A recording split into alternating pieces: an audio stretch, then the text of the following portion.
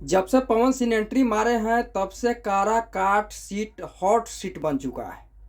और hot seat मैं इसलिए कह रहा हूँ कि काराकाट के नाम चर्चा में नहीं था, लेकिन पावर स्टार पवन सिंह को आने के बाद जो है काराकाट लोकसभा क्षेत्र जो है तिरपल मुकाबला में चला गया है।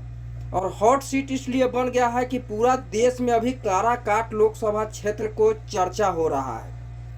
पावर स्टार पवन सिंह नहीं आए थे तो काराकाट लोकसभा क्षेत्र के चर्चा नहीं था, लेकिन पावर स्टार पवन सिंह के आने के बाद काराकाट लोकसभा क्षेत्र जो है एक चर्चा का विषय बन गया हुआ है। इससे पहले राजा राम सिंह और उपेंद्र कुशवाहा में काराकाट में टक्कर था, लेकिन अभी जो है त्रिकोणीय मुकाबला है।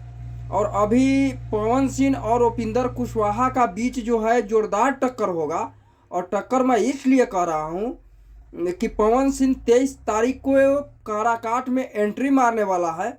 और काराकाट के जनता कहीं ना कहीं पवन सिंह को भी समर्थन कर रहे हैं, लेकिन कुछ लोग जो है वो कह रहे हैं कि नाचने गाने वाले को वोट नहीं देंगे। नाचने गाने वाले के जो है यहाँ स्टेज शो थोड़ी ही करवाना है, यहाँ नचवाना थोड़ी ही है। लेकिन पावर स्टार पवन सिंह ने अपना जलवा जरूर दिखाएंगे और जलवा दिखाएंगे, काराकाट से चुनाव लड़ेंगे।